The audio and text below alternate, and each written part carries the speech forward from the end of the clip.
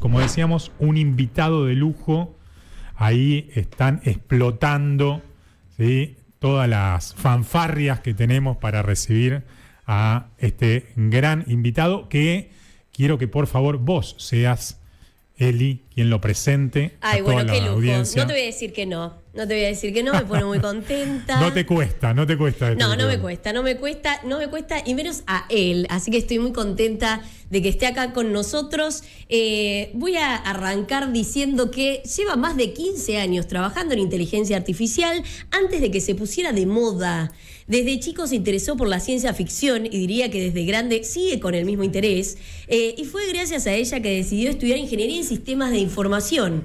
También es profesor, máster en marketing y egresado de Singularity University.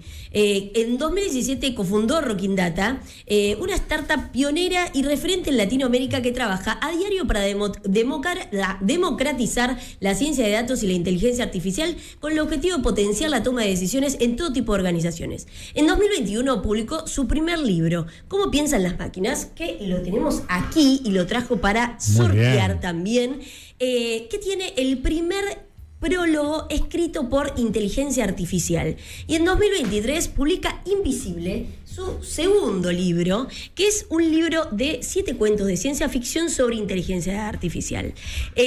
Participa en numerosas actividades de divulgación en medios como La Nación, Infobae, Perfil, y recientemente nos representó hasta en la ONU. Y podemos decir también que en breve lanzará un podcast que se va a llamar El algoritmo de Freddy. Con nosotros el señor Freddy Vivas. Gracias. Bien, aplauso. Mirá el público como aplaude. Gracias. Bueno, me da mucha vergüenza la presentación así tan larga, pero bueno, no ha mentido, así que está bien. No, por favor, vergüenza es otra cosa. Y acá quiero mostrar sus 2 libros. Para sortearlo, sí. Perfecto, para nuestra audiencia. Así que ahí, bueno, lo tenemos a Freddy, ahí ya lo hemos presentado. Dejamos entonces Invisible, su libro más reciente, y Cómo piensan las máquinas, para aquellos que se quieran ir metiendo en el mundo de la inteligencia artificial para humanos. Dice. Sí, para humanos, sí. Exactamente, vale la aclaración. Es una charla que tenemos mucho con el señor Freddy Vivas, de qué es para humanos y qué no. Sí. Y así que bueno, aquí van a ser sorteados, así que los invitamos a que nos dejen sus mensajes. Aquellos que manden mensajes participan del sorteo. Yo la primera pregunta que te quiero hacer, más allá de esta extensa presentación que hemos hecho... ¿Te dio vergüenza? Sí, siempre viste las presentaciones. Da un poco de pudor. Claro, sí, pero está bien. Por favor. Que hablen de vos te da Tengo un colega que se llama Walter Sosa Escudero, es un profe de San Andrés. Ahora podría considerar también un amigo con el que compartimos muchas cosas. Y él me dijo, vos tenés que presentarte cuando das clase. Me dice, porque si no, el alumno que está ahí no se siente cómodo porque no sabe quién sos vos para venir a hablarle de algo. Claro. Y aprendí un poco a hacer eso, porque antes yo era como, hola, bueno, vamos a ver tal tema, ¿viste? Que te descubran. Claro, como que no hace falta que, pero está mal, ¿no? Porque como que genera confianza también. Decir, bueno, por lo menos está hace muchos años en tal tema, digamos. Es que la realidad, a mí me pasa como usuaria muchas veces, ¿no? O sea, a veces me dicen, va a venir fulano. Claro, y con todo respeto, si yo no conozco a fulano, me lo están vendiendo como... Y yo la verdad es que no sé quién es fulano. Entonces, a mí me pasa, yo trabajo con muchos docentes, profes súper grosos en universidades súper grosas.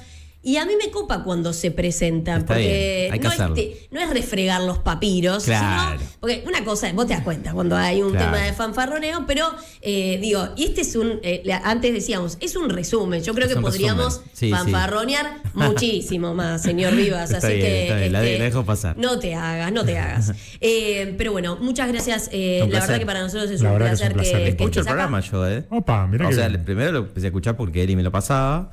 Y después lo empecé a escuchar porque me gustó. Estaba la semana pasada, la anterior, me escuché dos capítulos. Me encanta. Bien, excelente. Tenemos un oyente. Me dijo, me gusta escucharlo porque hablan de humanos. Hablan de humanos. Aprendo de humanos. De temas de humanos. Aprendo de seres humanos, sí. Bueno, y a mí me gusta escuchar sus cosas porque yo aprendo de inteligencia artificial y robots y máquinas. Claro. Así que bueno, es ahí, vamos. Bueno, te decía, hicimos toda esta presentación, pero a mí me gustaría Que nos cuentes, bueno, obviamente un poco de voz por voz, digamos. Sí. ¿Quién es Freddy Vivas? ¿A qué se dedica? ¿Qué hace Freddy Vivas? Para que te puedan conocer. Sí, soy un nerd, un ñoño, podríamos decir. Antes no estaba cool, no estaba bueno decir eso y te miraban raro, pero ahora es como que está todo bien. Ahora garpa. Garpa, pero es la verdad, o sea... muchas veces hay gente que no me conoce y me mira y como que se ríen, digo, no puede ser que te guste tanto esto o tal otra cosa, o me pasa seguido, digamos, ¿no? Que esa sea tu pasión, no pueden creer. Y claro, por ejemplo, las películas que veo, soy muy particular, porque veo solo un tipo de contenido específico, no miro, ya hace como 15 años ponerle, no veo noticieros, no veo ningún tipo de cosa así. Dejé todo ese tipo de contenidos que no me interesan, no me suma, para mí es redundante, es negativo, lo dejé todo. Mirá que bien, y miro, detox. No sé si está bien o no, porque a veces vivo en un termo, ¿viste? Me dicen, no, esa es tal cosa, qué sé yo, no sé qué. Hoy me crucé con un flaco que me dijo, sí, trabajé con como 30 años con Marcelo. Y yo, ¿viste? Marcelo, pensé que era un chiste, claro, yo le pregunté. Y me dice, y le digo, lo miré como cara de no sé de qué hablas, con Tinelli. Y el flaco era reconocido, y yo nunca lo vi. Porque vivo en un termo, básicamente. Te falta farándula, se puede decir. Me falta todo. De hecho, siempre pienso, cuando uno se especializa mucho en algo, es como que estás abandonando muchas otras cosas. Claro, es cierto. A mí me pasa eso, o sea, desde que a los 12 años descubrí la computación, más o menos 11, 12. A los 12 empecé a estudiar programación en realidad. Ah, muy chico. Sí, muy chico. ¿Cuál fue tu primer computadora, si te puedo preguntar? No, computadora tuve muchos años después. Ah, ok. No tenía. Empezaste a estudiar. Sí. Vi una película que se llamaba Juegos de Guerra, War Games, que era un pibe que intentaba hackear sus notas del colegio. Muy conocida la película. Con la Commodore 64 estaba. No sé qué tenía, pero era una computadora muy vieja. Soy de esa época yo. Ok, esas se las debo, pero... No, vos sos muy joven, obvio. Ay, pero no. Pero bueno, el loco se metía a cambiar sus notas y yo la vi en casa, habrá tenido 11 años, ponerle, y cuando la vi dije, esto es alucinante, esto es lo mío, mirá qué pasará atrás de esa computadora, ¿no? Se me disparó un montón de cosas y mi viejo era marinero. Mi viejo falleció cuando yo era muy chico, tipo a los 15 años, a mis 15 años, digamos. Pero cuando viajaba a veces traía cosas y en una época viajó a Japón y a varios lugares de esos. ¿Qué hacía? ¿Marina mercante? Sí. Y trajo una vez una computadora que nunca anduvo, pero estaba ahí tirada como un mueble. Claro. Y yo me iba en secreto a usar el teclado como si estaba hackeando, ¿entendés? Claro. Y la computadora nunca aprendió, porque no andaba, ¿entendés? O sea, simulabas, era un juego como para... Como voy a ser juega, hacker en el futuro. Sí, como otros juegan con los muñequitos, yo jugaba con eso. Bien. Bueno, es muy particular eso, ¿no? Sí, y de ahí nunca cambió nada, en realidad. No usaste otro juego, de otro todo juguete. Fue creciendo. De los 11, 12 a los 45 siempre estuve en la misma cosa. Y a mí nunca me aburrió. O sea, empecé a estudié de los 12, ponele a los 17, 18, estudié todos los cursos que pude. Entonces estudié reparación de computadora, soldaba placas, incendiaba computadoras, literalmente. Sí. Estudié diseño, programación, todo. Así que eso como que me definió. Pero no en la escuela, sino... No, tomé cursos, sí, tomé muchos cursos, me becaron y estudié gratis varios años, lo cual siempre lo digo porque es muy lindo, alguien te tiene que dar una oportunidad, a veces claro, si no, por supuesto. Si no podés... Más si no podés acceder económicamente. Totalmente. Pero hoy está más democratizada, ¿no? Hoy Toda esa sí, información. pero en aquella época no. Claro. Además, para alguien que nació, yo nací en Lomas de Zamora, un poco diciéndote quién soy, también soy eso, digamos, ¿no? Porque yo a veces escucho en los 90, sí, el Blockbuster, qué sé yo no tenía nada de eso. Claro. O sea, en Loma de Zamora había dos videoclubs de barrio. Yo me tomaba un bondi media hora para ir a un videoclub. Entonces, era medio esa mi realidad. Y bueno, eso medio que te forma también tu carácter, ¿no? Por estar más en tu casa o estar guardado. Mis vecinitos por ahí se iban a jugar al fútbol o salían de joda y yo estaba ahí, o sea, estaba en la mía. Claro. Claro, lo normal, digamos, normal entre comillas, ¿no? Era justo eso, ir con los amigos del barrio, jugar a la pelota, potrero, y vos tenías una adolescencia diferente en ese sentido. Estaba totalmente en mi mundo, digamos. Tampoco salía de noche, qué sé yo. Ajá. Y todo eso te forma. Sí, claro. Te va seteando tu mindset, que así es. Te va seteando tu mindset, y en la adolescencia, por ejemplo, yo lo que hacía era ir a recitales. Eso sí, me encanta. ¿Quién soy? Me encanta la música. Recitales sí. Eso todo desde muy chico, no sé... 13, 14 años, ir a ver a La Renga, ponerle que es mi banda que la sigo yendo a ver. y por ahí irme a, no sé, a Quilmes, en excursión desde Lomas a Quilmes. Claro. Como con... O sea, esa era tu parte no nerd, digamos. Esa era ¿no? mi parte no nerd. Okay. Después hice muchas artes marciales de toda la adolescencia también, porque medio que me mandaron en mi casa como diciendo, no puedes estar todo el día sentado en la compu, o, viste, Claro. hacer algo. Te tenés que vincular. Y te hace muy bien, las artes marciales te hacen bien para la confianza, autoconfianza, viste, y mover un poco el cuerpo, ¿no? Y hacer amigos y todo. Así que me encanta eso, veo películas también de artes marciales. Bien, o sea, sigue siendo nerd igual. Es todo muy nerd. Sí. Es que no hay nada que no sea nerd en mi vida. Esa es la realidad, por eso me describe tan bien eso, ¿no? Sí, sin dudas. Yo te preguntaría, o sea, nos contás esto que tiene que ver con el origen, pero bueno, ¿cómo fue que finalmente decidís, ya un poquito más grande, bueno, este es mi camino, voy a estudiar esto? Si tuviste algún mentor también en ese camino, ¿y cómo es que esto termina decantando en lo que llamamos inteligencia artificial, digamos? Sí, es que yo lo que estudié siempre es computación. En esa época, en los 90, se decía computación. Y la inteligencia artificial es un subcampo de las ciencias de la computación. Okay. O sea que la ciencia de la computación es la ciencia que, digamos, marca todo, ¿no? Y hay un subcampo que es la IA. Y la IA tiene 69 años. O sea que de alguna forma yo estaba trabajando en IA o estaba estudiando IA a los 12 años. La programación es básicamente generar algoritmos que simulen un proceso humano, pero hecho por cómputo, digamos, ¿no? O sea que ya estaba en esa, pero no se decía así. Ok. Nadie le decía así. Espera que me acaba de tirar un número. A lo Fantino. Claro, pará. ¿Está ¿Vos bien? me estás queriendo decir? 69 años tiene, explícamelo. Sí. Porque para mí, digamos, la inteligencia artificial tiene 2 años cuando empecé a usar el chat GPT. Claro, ese es un tipo específico de inteligencia artificial que se llama IA generativa. Ajá, ok. Es las máquinas, digamos, aprendieron, por decirlo así, un montón de capacidades, empezaron a poder detectar patrones en videos, imágenes, identificar un gato o un perro. Estamos hablando, yo estoy diciéndolo conceptualmente, pero hasta hace 15 años no podían identificar bien un gato o un perro. A ese nivel. Digamos, de esa inteligencia. Sí, claro, de evolución, digamos, ¿no? Claro, y cosas que vienen saliendo desde 69 años, pero en la práctica cotidiana no los veíamos, ¿no? Okay. Entonces, cuando hay un proyecto en Stanford tiene un laboratorio de inteligencia artificial que se puede visitar, yo lo visité el año pasado.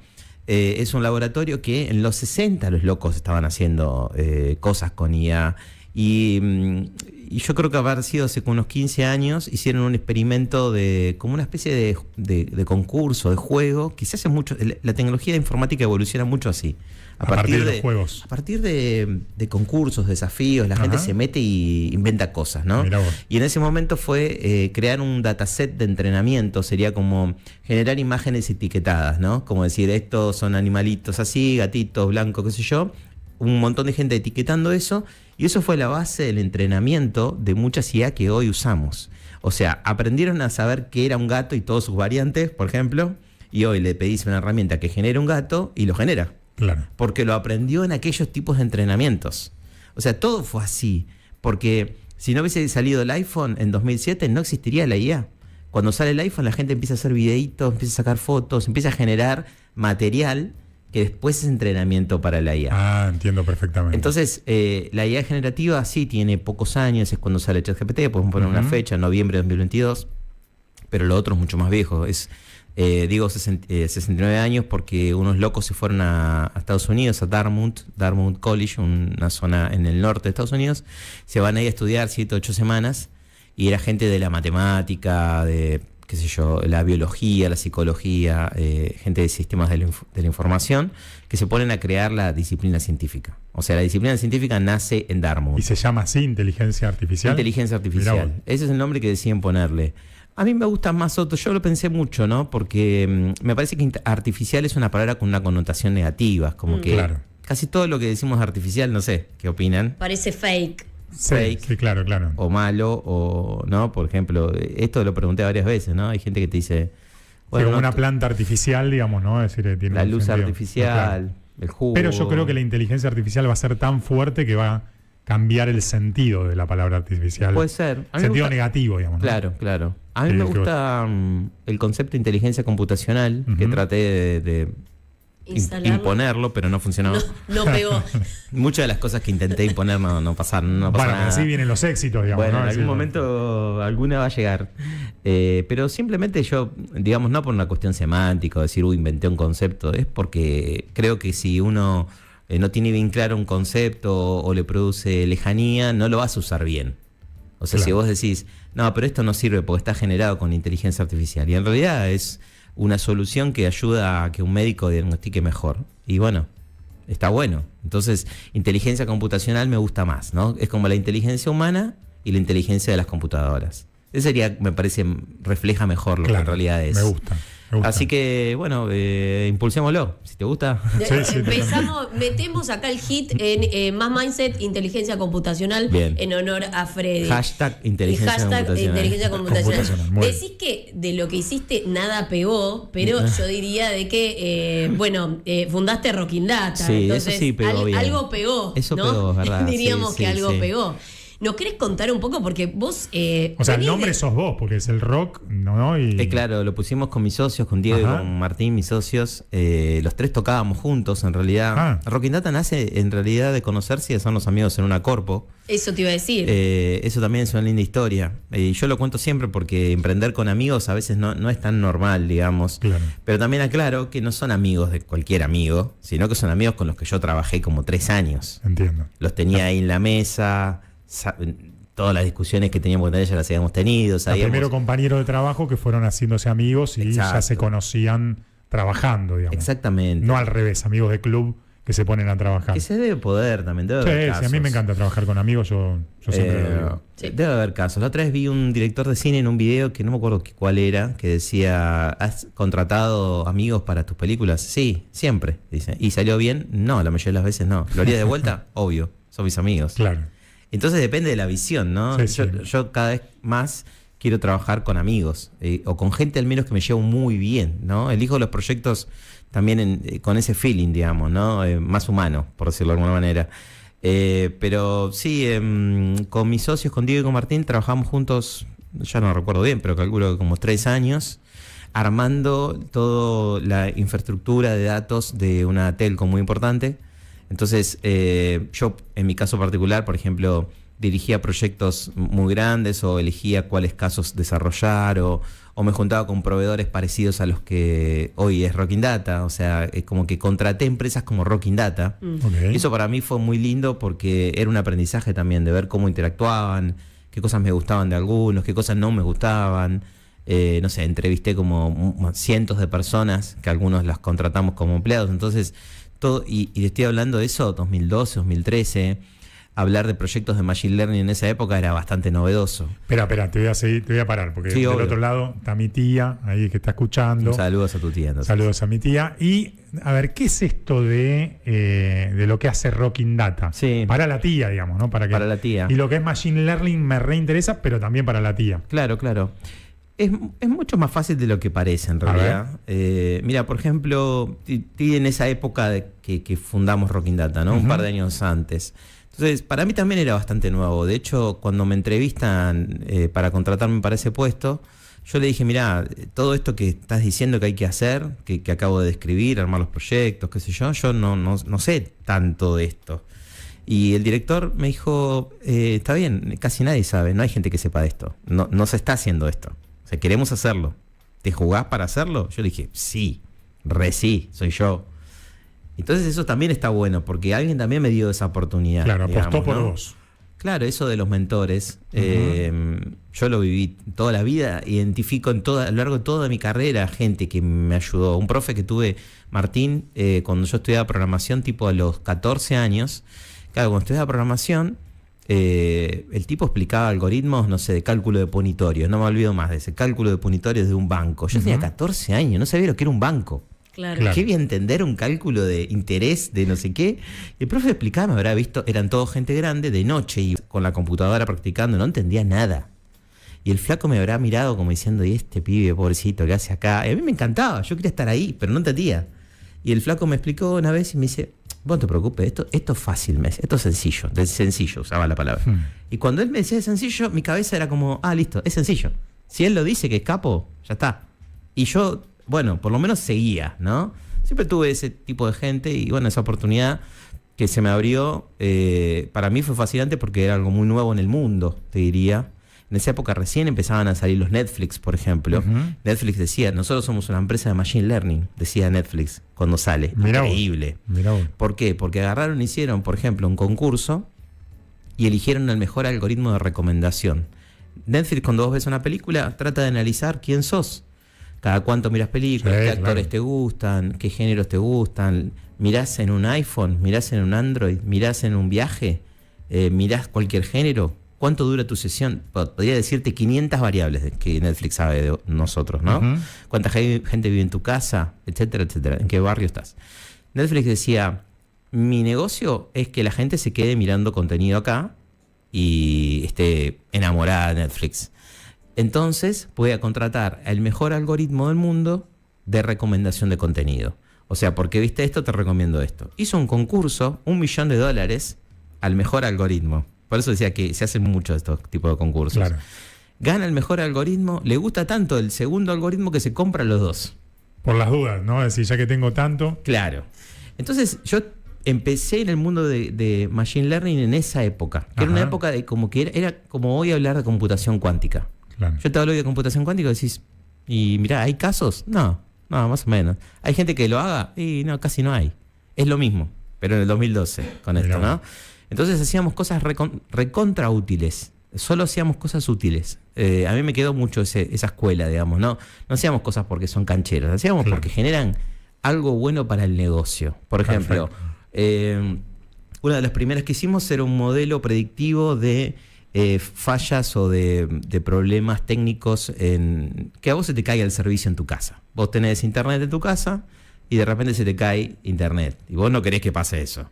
Y querés que si pasa, que te llegue un servicio técnico lo más rápido posible. O sea, urgente, porque no podemos vivir sin internet. Clave para el negocio, recontra mega clave, porque eso le pegaban en el NPS y la gente si no estaba contenta, listo, se iba a otro lado, ¿no?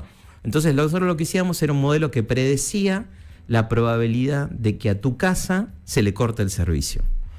Bueno, ¿cómo haces para predecir la probabilidad? Básicamente era, cada persona tenía como un 80%, o cada zona específica, no sé, este tiene 80% de que se le caiga el sábado, este tiene un 90%, este tiene un... Entonces vos, teniendo todas esas probabilidades, diseñabas dónde enviar las flotas. Ese tipo de modelos son los que valen la pena hacer. Claro, que tiene un sentido para el negocio. Que tiene un sentido para el negocio. Entonces ahí te pones a pensar, bueno, ¿qué variables uso? Y cuando llueve, hay más pérdida de servicio. Esta gente ya se viene reclamando algún problema, alguna falla. ¿Quién llamó al call center? Que haya llamado a un call center es un buen predictor de que se le va a caer.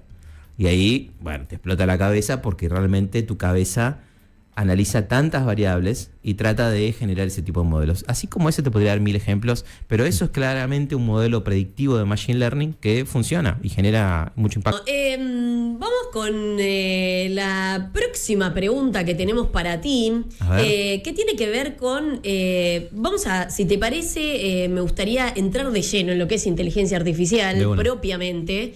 ¿Y cuáles son los avances recientes de la inteligencia artificial que te parecen más emocionantes? Hay un tema con, nos tiene que dar miedo, creo que debe ser el hit de lo que más te preguntan en cualquier entrevista, pero ¿qué es lo que para vos te parece que esto se viene y está bueno, digamos? Sí, el miedo yo creo que es lógico. Yo trato de tener empatía con la gente que tiene miedo porque me cuesta naturalmente entenderlos, porque es algo que yo vengo relacionado hace muchos años, o entiendo lo que pasa atrás, entonces no me asustan ciertas cosas. Pero, por ejemplo, me pasó una vez que estaba en un evento hace 1 año y pico, 2 creo, y un evento de tecnología y una persona que trabajaba en clonación. Entonces, me pasó lo mismo que le pasa a la gente con la inteligencia artificial. Esa te dio miedo. Todas mis preguntas eran desde el miedo para él. Claro. Hasta que empecé a entender un poquito más y bueno, fue como, ok, bueno, ya ahora te entiendo, ¿no? Y me sirvió eso como ejercicio. Ahora entiendo a la gente que tiene miedo. Okay. Y la IA es tan sorprendente en muchas de las cosas que genera o permite que puedo entender que a las personas le cause como sorpresa, admiración. A veces me pasa que le cuento cosas a alguien y hacen, ¿viste? Y digo, ¿pero qué tiene de malo? No, está bueno, pero en la expresión se nota que es como... Qué raro Claro, igual. un temor, o sea, como sorpresa, pero también temor. Sí, ambas cosas al mismo Bueno, hay tiempo. mucha fantasía de esto de Terminators y los... Bueno, la ciencia ¿no? ficción nos provocó Claro. mucho eso. A mí la ciencia ficción me encanta, pero como, digamos, como disciplina también. Porque la ciencia ficción, mucha gente lo piensa como futurismo y son cosas diferentes. La ciencia ficción es como hacerse la pregunta de ¿qué pasaría si? ¿Qué pasaría si tal cosa? Claro. ¿Qué pasaría si pudiéramos telepáticamente hablar con nuestros animalitos? ¿No? ¿Qué pasaría? ¿O qué pasaría si a un negocio que vende online hay una reglamentación de dosificar la internet, entonces solo la gente puede usar una hora en la mañana y una hora en la noche? ¿Qué va a pasar con tu negocio que vende sobre internet? Sí, hoy estamos, digamos, Es un ejemplo, ¿no? hiper acostumbrados a eso como parte, ¿Qué como si pasa? fueran nuestras manos, digamos. Claro, ¿qué pasaría si... Es una necesidad básica hoy, internet. Y eso lo ves en la disrupción en todos los negocios. Claro. ¿Qué pasa con esto, el streaming? O sea, cuando se hablaba del streaming al principio, mucha gente decía, no, ¿quién se va a montar un estudio de televisión en la casa? Y después salen los streamers con una camarita de $2 conectada y la rompen. Totalmente, claro. Totalmente impredecibles, ¿no? Entonces, me gusta la ciencia ficción por eso. Sabemos que el miedo vende, Ujú. entonces... ¿El miedo vende? Y claro, Mirá obvio, vos. el miedo vende, ¿no? La gente le gusta el miedo porque te genera algo en la cabeza, ¿no? Como una adrenalina, Como un morbo, decís vos. Sí, obvio, Ok. sí, está estudiado, ¿no? Ujú. La ciencia ya lo estudió y por eso los libros de... Hace poco veía un documental de Ozzy Osbourne. Otra cosa que está en mi vida es el heavy metal y el rock También. pesado. O sea, el Bueno, rock chabón con la renga, el heavy metal y el rock pesado. Muy Sí, bien. el rock chabón, el rock de barrio, digamos, Ajá. fue por un tema más de edad, digamos. Pero la entiendo, música que más claro. me gusta es el grunge, ponerle de los 90, por decir Nirvana, qué sé yo, ese tipo de Entiendo. bandas. Y el rock más pesado, tipo heavy metal. Y veía un documental de Ozzy Osbourne, que también siempre yo estoy mirando algo y estoy pensando en otra cosa, básicamente, estoy cruzándolo. Nunca mirándolo por mirar, digamos, ¿no? Es otra característica mía. Y contaban de cuando él se le ocurrió empezar a hacer canciones de heavy metal. Era muy chico, estaba con los amigos de Black Sabbath, su banda, y dijo, che, ¿por qué la gente va al cine a ver más las películas de terror que las otras películas? Hagamos algo que genere miedo en la música. Y sale Black Sabbath, la primer banda de heavy metal. Claro. Mirá. Claramente porque hace algo en nuestra cabeza el miedo, nos provoca quizás el misterio de cómo funcionará esto, cómo habla este chat como un humano, qué hay ahí atrás. Eso genera atracción, hace que sea muy trendy, digamos que todo el mundo hable de esto. Sí, hoy, digamos, el 90% de las Sí. conversaciones son Todo con IA. con esto, claro. Pero bueno, creo que lo que va a empezar a pasar es que va a bajar ese hype, como le dicen, ¿no? Hay como el ciclo del hype. Es como que hoy estamos en un momento de creer que va a resolverlo todo y quizás en un año decimos, al final no resolvió todo, al final sigo laburando. ¿no? Claro. Bueno, ese es mi mayor temor. Vos te hablás del temor. Ese es mi mayor temor, digamos, ¿no? Es decir, si la inteligencia artificial no va a dejar a mucha gente sin trabajo. Es uno de los temores más importantes, el tema de reemplazo laboral, el tema de, para mí, de dejar de pensar y que piense la IA También, por la nosotros. falta de pensamiento crítico, por supuesto, claro. Bueno, hay varias cuestiones, las cuestiones éticas, la sustentabilidad, digamos, ¿no? En el mundo se está hablando de eso, donde hables, donde estudies. Yo trato de estar cerca de lo que se está discutiendo en diferentes países del mundo para tratar de entender hacia dónde estamos yendo, digamos, ¿no? Entonces siempre trato de informarme de lo que pasa en Estados Unidos, lo que pasa en China. Bueno, hace poco estuve en Europa en un congreso de la ONU, que es lo que decía Eli, donde se habló todo lo relacionado a IA y las preocupaciones de los países en desarrollo.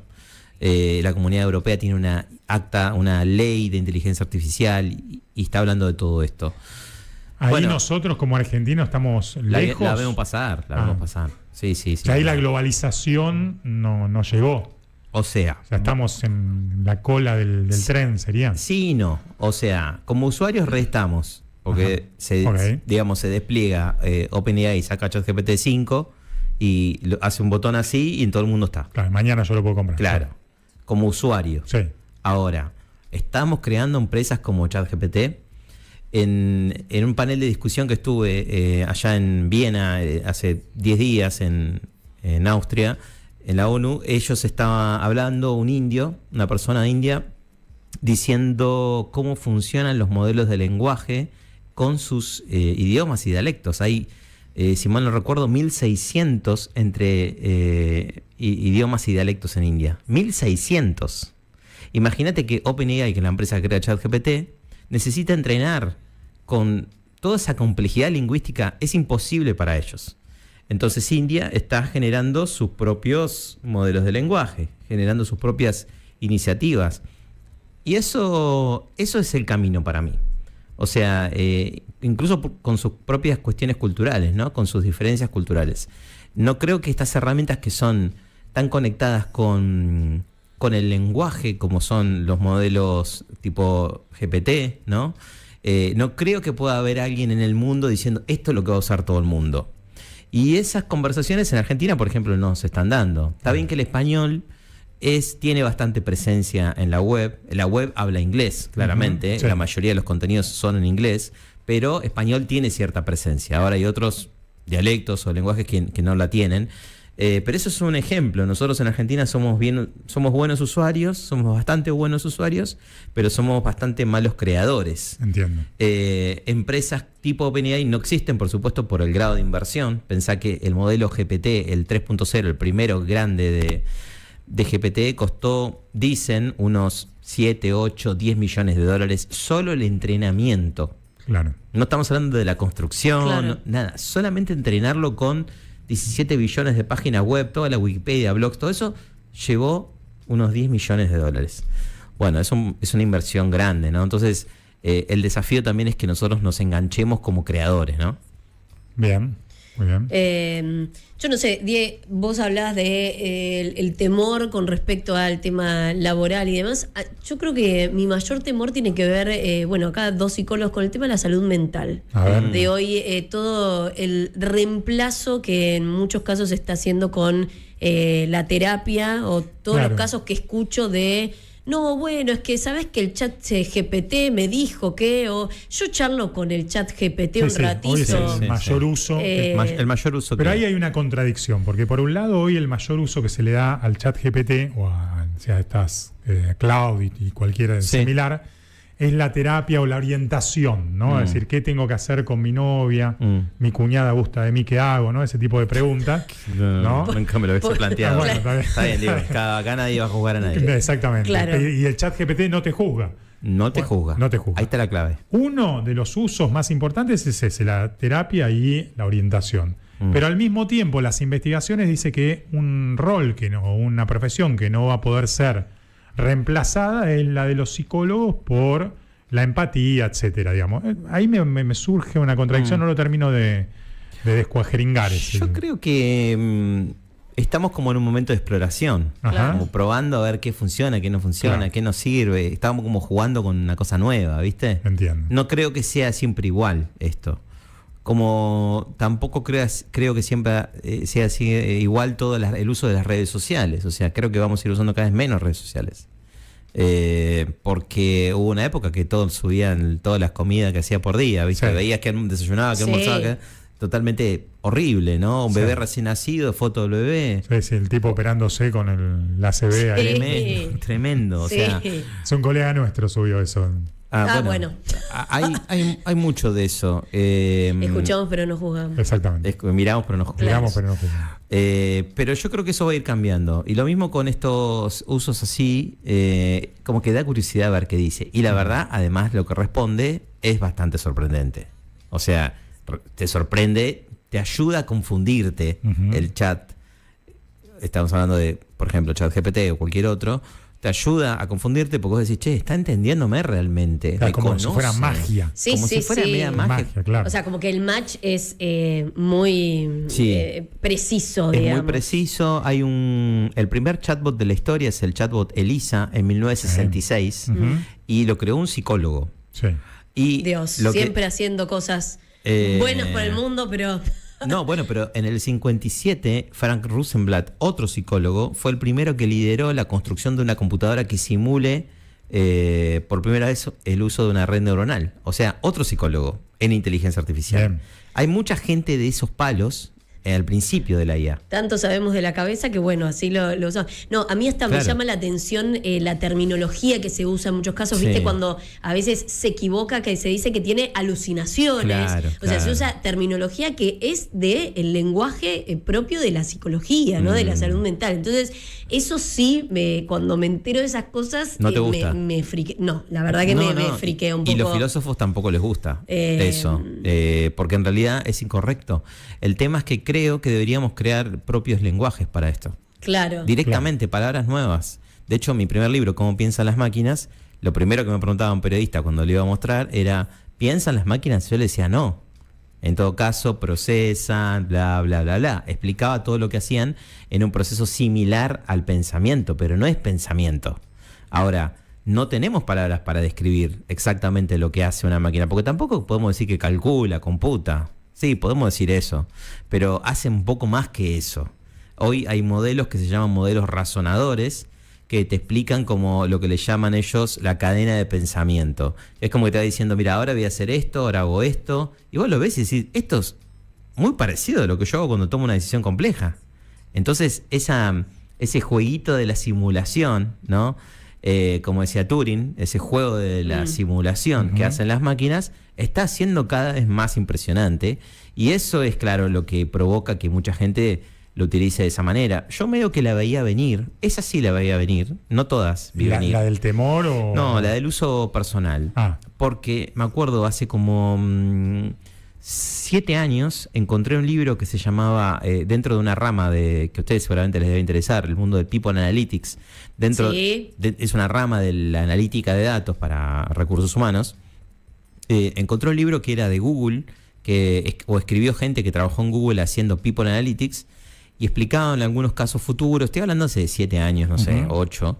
Y después hicimos nosotros con Rocking Data varios proyectos de esos. La verdad que estuvieron muy buenos.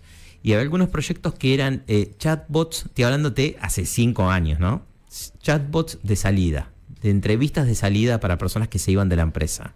Y el caso de uso era... yo me imagino otra cosa. No, era... Vos te vas para salir con alguien, para invitar a salir con alguien. Y bueno, también hay. También hay. Pero era como, vos te vas de la empresa, en vez de entrevistarte con la persona de recursos humanos, que era tu compañera de que tomaban café, claro, y te da vergüenza decirle exactamente todo lo que pensás, probablemente hablás con un chatbot.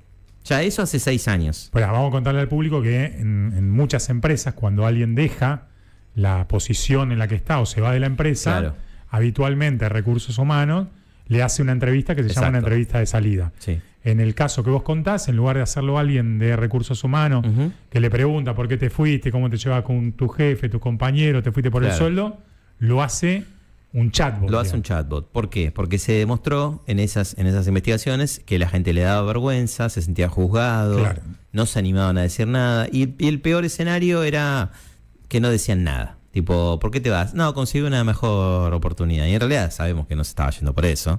Y no lo va a decir. Entonces, ¿cuál es el sentido de obtener esa data? Bueno, a lo mejor sí, pero tenía algo rico para dejarle a la empresa de por qué se iba. A lo mejor había conseguido una mejor oportunidad, pero también, no sé, no le gustaba el ambiente laboral, no estaba conforme con determinadas cosas, y al compañero no se lo dice. Consiguió la entrevista y se fue, pero 6 meses antes ya se quiso ir. Claro, exactamente. Entonces, estos sistemas, cuando vos veías que eso funcionaba, yo decía, claramente hay algo ahí, digamos, ¿no? Y lo puedes llevar a un extremo. Hay sistemas de IA que yo me enteré por conocer gente que trabaja investigando eso, sistemas de IA para personas que están al borde del suicidio, que vos podés interactuar con esas IA, y ha tenido casos de éxito, donde una persona no quería hablar con una persona y lo ponían ahí y generaba como una especie le sacaba la ansiedad con conversación, no se sentían juzgados.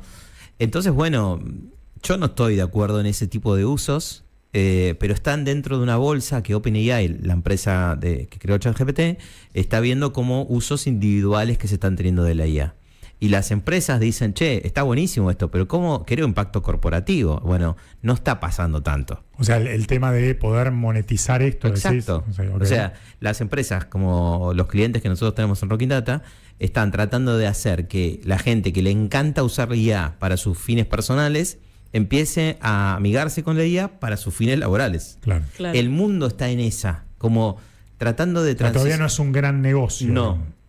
No, hay mucha inversión de las grandes empresas que desarrollan, pero no hay tanta adopción real en las corporaciones. Bien. Eso es lo que se viene, digamos. Bien, perfecto. Bueno, quiero preguntarte, justo mencionaste que te habían preguntado qué habías pensado para escribir cómo piensan las máquinas. Sí. Y quería ir por ese lado porque además de que nos contabas un poco de tu recorrido, en algún momento decidiste convertirte en escritor. Sí. También Y eso. Claro, me actualmente gusta escribir. tenés 2 libros. Sé que te gusta escribir. Estoy trabajando en el tercero, Eli. Y estás trabajando en el tercero. Sí, bueno, muy primicia. Y El año tenemos que viene sale. año que viene, entonces, primicia, se viene el tercer libro de Freddy Vivas. Realmente los recomiendo. Bueno, y les recordamos entonces mensajes El número para... WhatsApp de oyentes para llevarse uno de Eso. los dos, o sea, uno por oyente, ¿está bien? Claro, exacto, Claro, sí, claro. sí, sí. 11 78. No te llevas el combo, el No. otro te lo Claro. compras. Si querés. 11 78 56 107 5. Perfecto. Bueno, ¿cómo fue que decidiste empezar a escribir? Sí. Y bueno, sí, obviamente, el primero fue cómo piensan las máquinas. ¿Qué te Sí. impulsó a escribir esto? Siempre me gustó escribir, la verdad, desde muy chico. De hecho, ¿por qué me dediqué a todo esto? Básicamente las dos cosas que más me gustaba hacer de adolescente, chico, era escribir o la comunicación, no sé si podemos Leer decirlo también así. te gustaba. Era medio vago para leer. Me gustaba más escribir que leer, qué Ajá. raro, ¿no? Pues, no sé. Sí, Borges decía, soy mejor lector que escritor, decía. Soy lector. Me habrá leído bien, Borges. No, también hay que decirlo, hay un tema de época y escasez. No tenía muchos Claro. libros en mi casa. Claro. En la biblioteca me acuerdo haber sacado algunos, que los sacabas y te los llevabas. En el colegio había algunos, tampoco había tantos.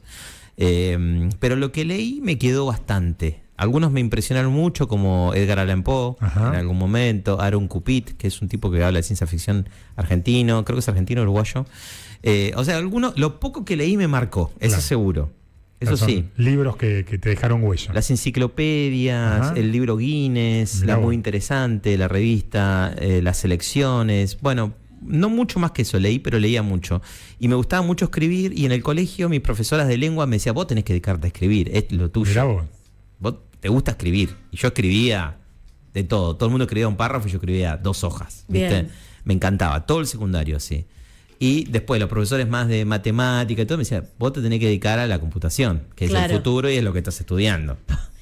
Era Entonces, un niño vocacionalmente confundido, pobre. Sí, de hecho No, por ahí no se integraba esto que se integró en tus libros. En los libros, claro. Entonces, hoy- pero hoy los perfiles día. más híbridos son los que... Claro, un perfil híbrido, ahí me gustó. Pero no Sí. existía en esa época. Claro. Era, o sos bueno programando o sos bueno Sí, escribiendo. o sos bueno para lengua o sos bueno para matemática, era Listo, así. era así. blanco-negro. Entonces, bueno, incluso yo, estudié la ingeniería, pero en su momento hice casi toda la carrera de periodismo, estudié 4 años y la dejé porque estaba trabajando en sistemas todo el tiempo y terminé pasándome a ingeniería de vuelta y seguí ingeniería y hice toda carrera en eso, pero en un momento hasta incluso trabajé escribiendo en una empresa de tecnología muy importante, yo escribía el contenido técnico, o sea, como que fui mezclando toda la vida eso. Y después cuando empecé a trabajar en Rocking Data me di cuenta que iba a dar alguna clase o alguna conferencia o iba con mis clientes y me decían, che, ¿qué me recomendás para leer? Y yo había comprado, cuando empecé a trabajar en Big Data, me acuerdo que me compraba todos los libros que existían de Data, tipo de 2010, ¿no? Ajá. Y los libros que había 2 tipos de libros. Libros recontra técnicos, súper de programación, digamos. Manuales serían. Manuales, Claro. que los leí todos porque me gustaba mucho eso. Era como los que veis en la facultad, digamos, ¿no? Sí, sí. Técnicos. Académicos y técnicos. Y después claro. los otros que eran muy muy alto nivel, muy superficiales, ¿viste? Era Más como, de divulgación. Claro, pero divulgación Medio de... barreta. Sí. Ok. Era gente que había escuchado el concepto de Big Data y te escribía un libro, ¿viste? Podemos decir falopa, se puede decir. Un falopa. Sí, No más sé si vende se humo, puede decir digamos, ¿no? gracias. Medio Sararis. Ok. Claro. Medio Sararis. Mirá, acá estoy generando una polémica, seguro. Ok. No, ok. Medio Sararis, ¿viste? Como muy en el aire, ¿no? Ok. Entonces ahí encontré una oportunidad. Dije, che, loco, acá hay que hacer un libro que junte un poco los dos mundos. El mundo más técnico, un mundo de divulgación que lo pueda leer más gente. Y ahí empecé a trabajar en Cómo piensan las máquinas. Bien. Año 2019, que también agradecido a la editorial, en este caso Galerna, la primera, que me dio bola porque no era algo que se hablaba. Claro. Si bien la IA tenía muchos años, no existía ChatGPT. Ahí usé GPT, el modelo GPT en 2020 para entrenarlo para que escriba un prólogo.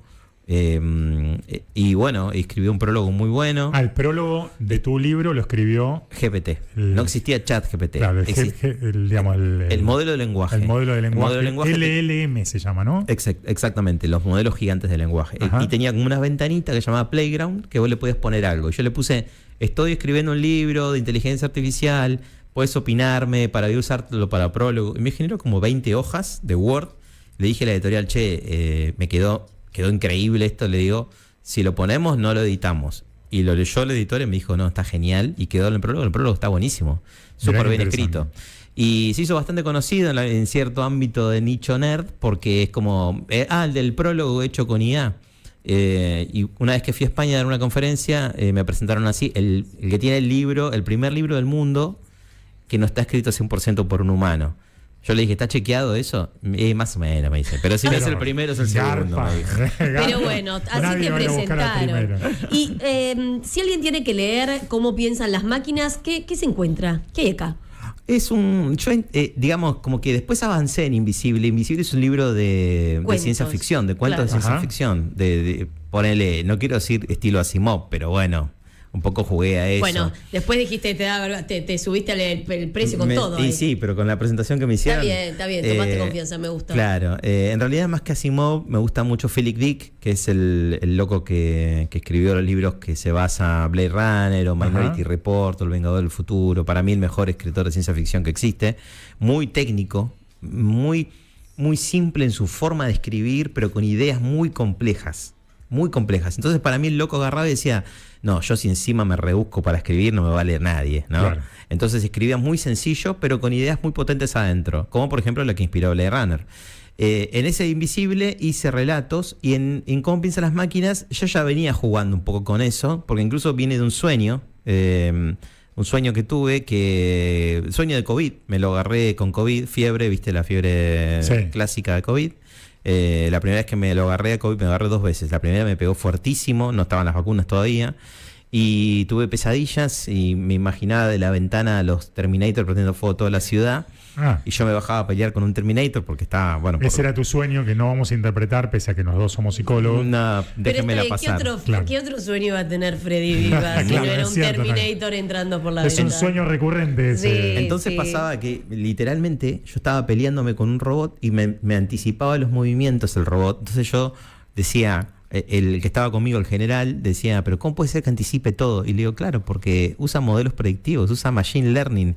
¿Y qué es Machine Learning? Yo le daba una clase en el medio de la batalla, ¿entendés? En el sueño, una cosa totalmente extraña, ñoña. Y me levanté el otro día y dije, bueno, tengo que meterle este sueño a la película, mirá. Tengo que meterle ¿Vas a hacer una película después del libro? No lo sé. Pero va por ahí quizás el futuro. Pero digo, intenté meterle esa narrativa más ficcionada, más divertida, porque yo también quería que le llegue a gente que hoy leer, viste, hay como un nicho de gente que lee mucho. Claro, por eso el fallido de la película. Por eso el fallido de la película. Lo pensé como si fuese una película en realidad. Mirá qué interesante. Y el Invisible también. Y me pasaron cosas lindas. Por ejemplo, el año pasado fui a dar un colegio de chicos de 12, 13 años que lo trabajaron todo un cuatrimestre al libro. Muy bueno. No sabes qué hermoso. Emocionante, claro. Muy emocionante. Y los profes me escribieron, qué sé yo, mirá, lo están trabajando, les encantó, lo ven en tal materia, lo ven como en varias materias al mismo tiempo. Mirá qué interesante. En informática, pero en literatura. Y bueno, me hicieron como una entrevista, me preguntaban cosas que yo ya me había olvidado. De lo que escribiste, claro. Claro, porque lo he escrito 2 años antes. Sí, claro.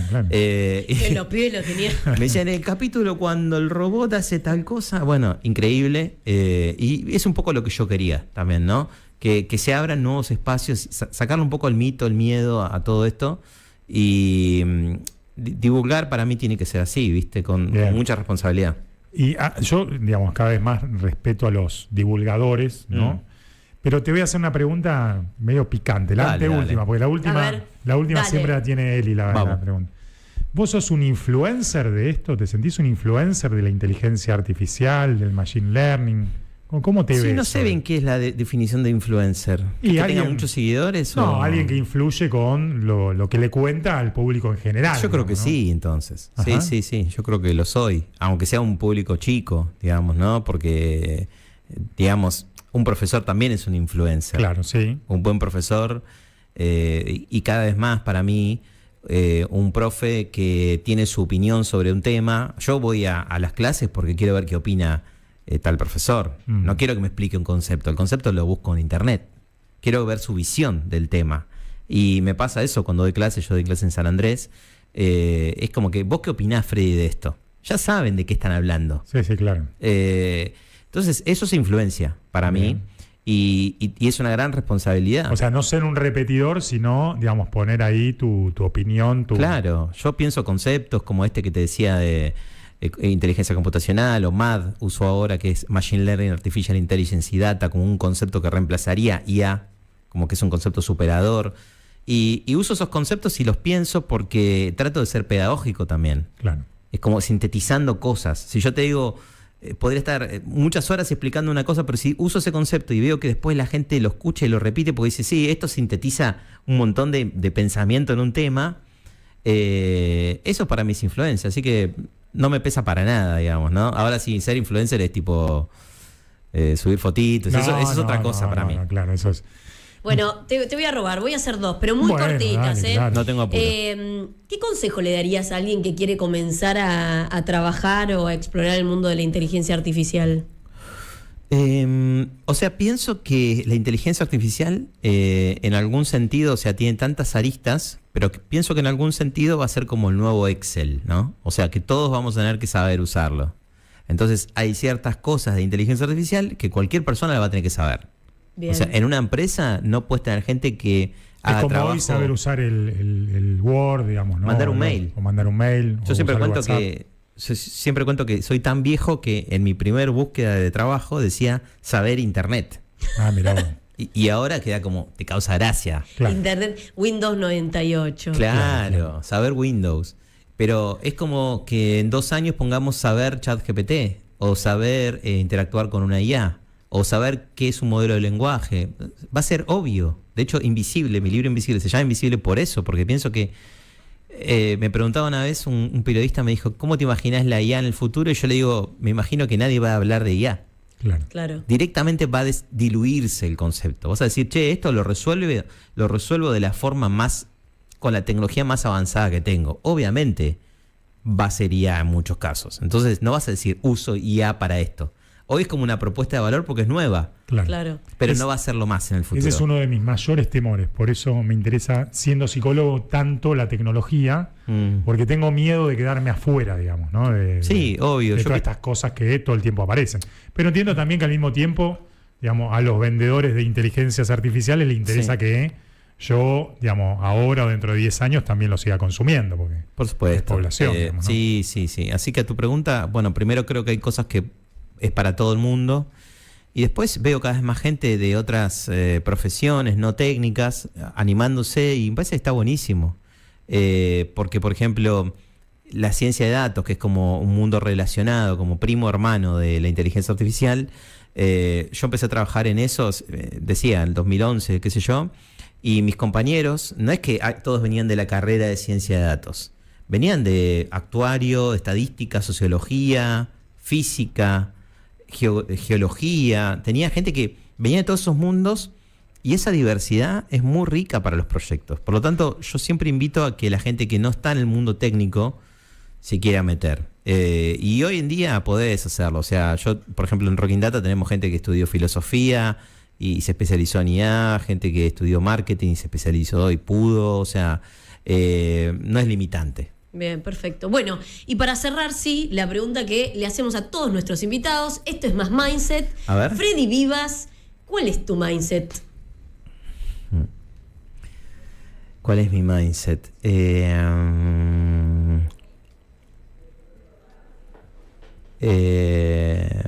Soy muy particular. Creo que la curiosidad es algo que me define un montón. Tratar de saber cosas. Me divierte saber cosas nuevas. Bien. Sí, como que no.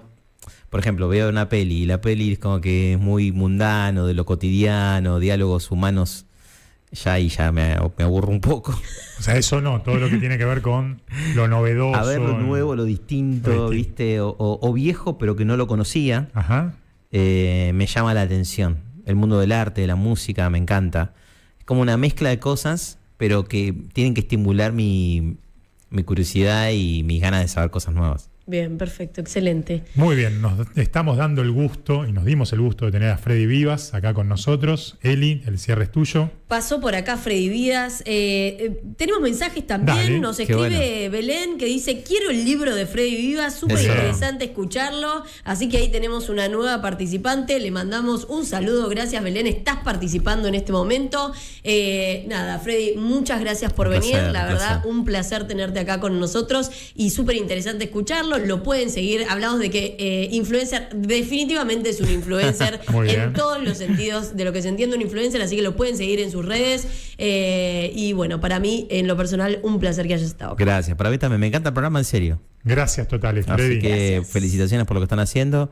Es el mundo de los nichos ahora. Sí, totalmente. Así que es el momento para hacer este tipo de contenidos así. Va a haber gente, cada vez más gente que le va a interesar, así que felicitaciones. Muchas gracias, Freddy. Gracias. Vamos